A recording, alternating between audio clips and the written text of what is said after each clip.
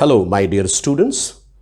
Today we are going to discuss another important topic, and that topic is from History, Class 10, CBSE Board, and the chapter is The Rise of Nationalism in Europe. And the topic is Romanticism and the Nationalist Movement. ये बड़ा ही interesting topic है और इससे questions भी खूब पूछे जाते हैं सीबीएसई बोर्ड एग्जाम्स में, आपके स्कूल एग्जाम्स में भी पूछे जाएंगे, नो डाउट। तो हम लोग शुरू करते हैं इस टॉपिक को। Dear students, war, men kill man for man, that is called war. एक वॉर में कई बैटल्स होते हैं, एक बैटल में कई कॉन्फ्लिक्ट्स होते हैं।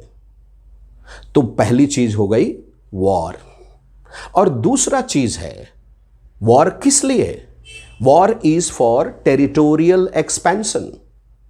सो war and territorial expansion, these two were the methods by which the European nations wanted to spread the feeling of nationalism, among their people. अपने लोगों के बीच में युद्ध और क्षेत्रीय विस्तार के द्वारा अलग अलग देश राष्ट्रभक्ति की भावना भरना चाह रहे थे, लेकिन इसमें दो चीजें और जुड़ी हुई थी, और वो दो चीजें थी scientific approach and logical thinking. लेकिन ये scientific approach, logical thinking, Wars, territorial expansion, क्या इन बातों से कहीं भी पूरी तरह से एंटायरली नेशनलिस्ट फीलिंग समझ में आती है? मैं समझता हूं नहीं, और कोई भी कहेगा कि नहीं।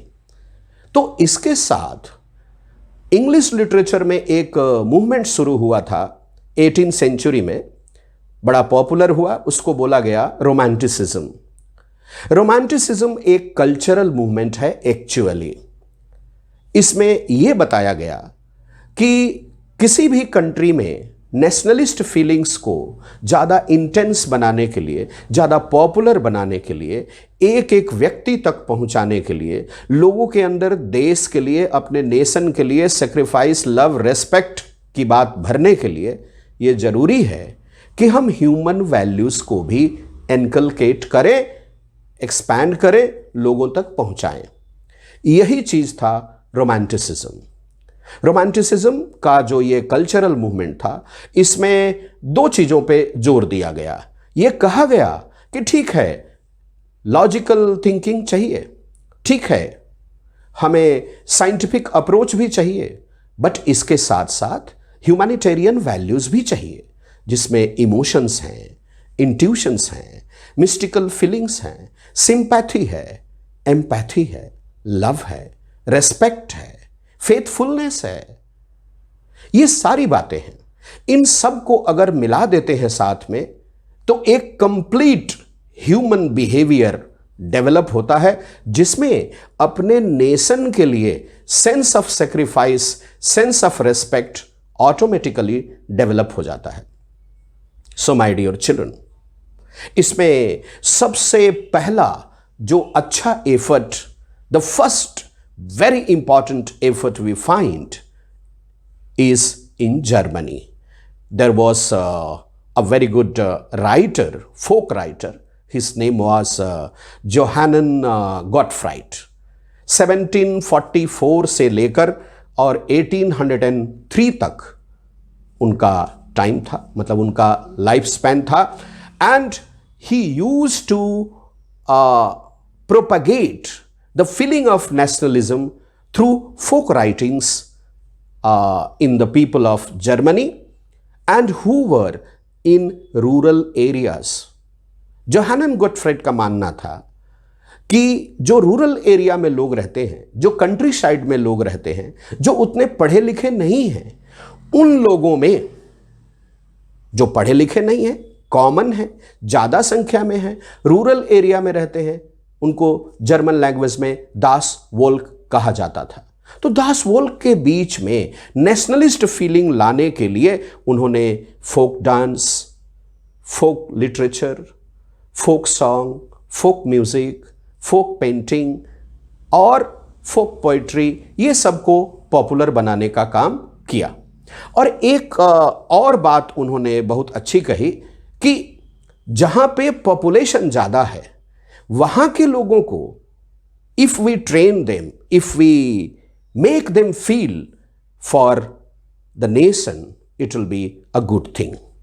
Naturally, he believed in vernacular language. Vernacular language means what? In class 8, we have studied this term, Vernacular Press Act.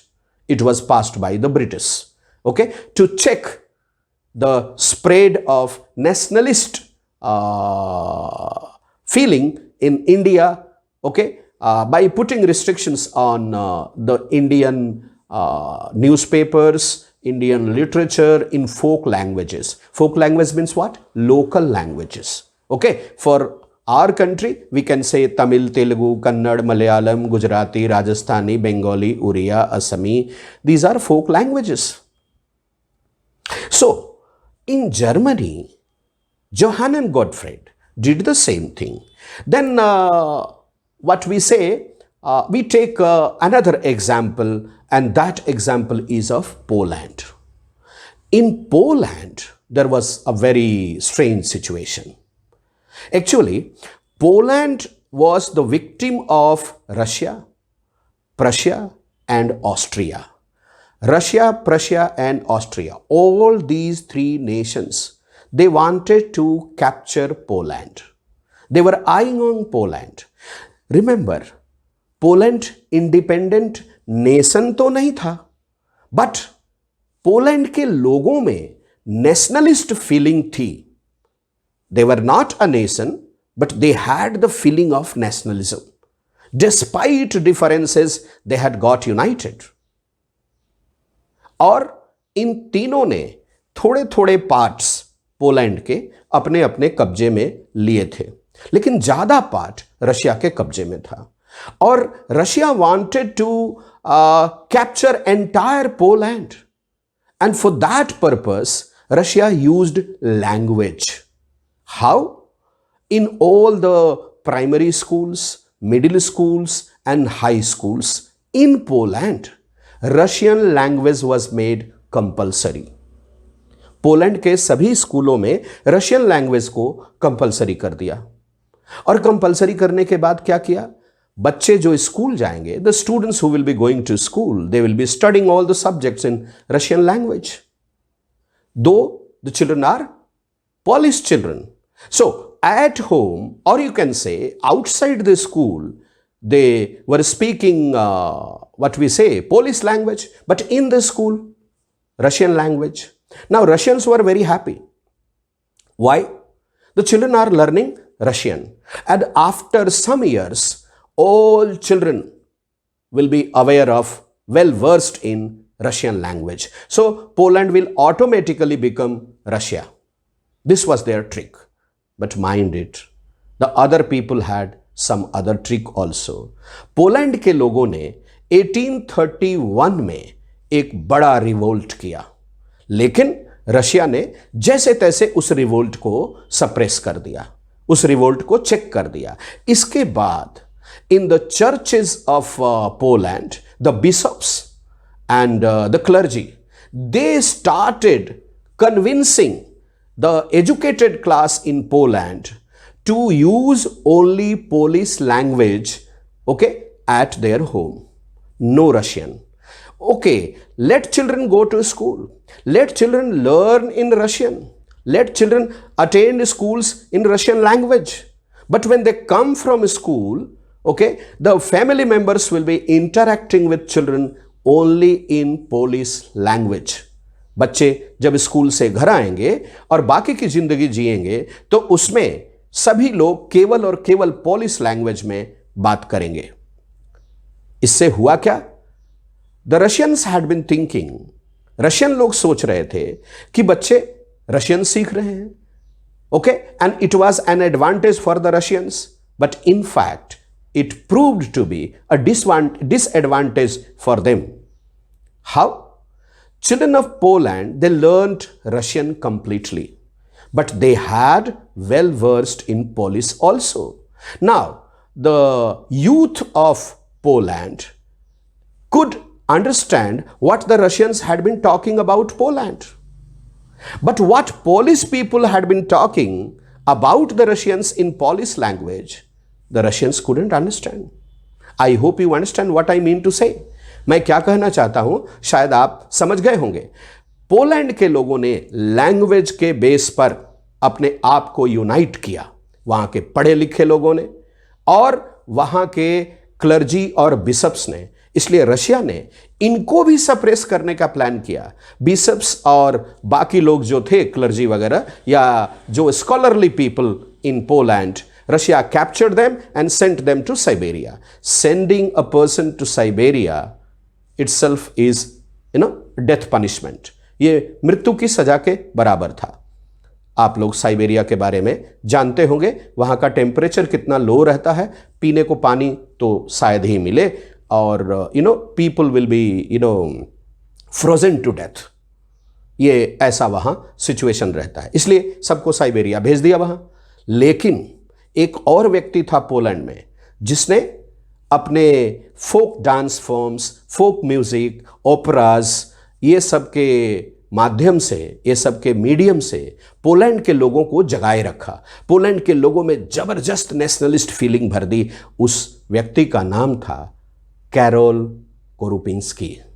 बहुत ही पॉपुलर व्यक्ति. He was a presenter, he was a coordinator, he was a writer, and he was a very, very good, you can say, nationalist person.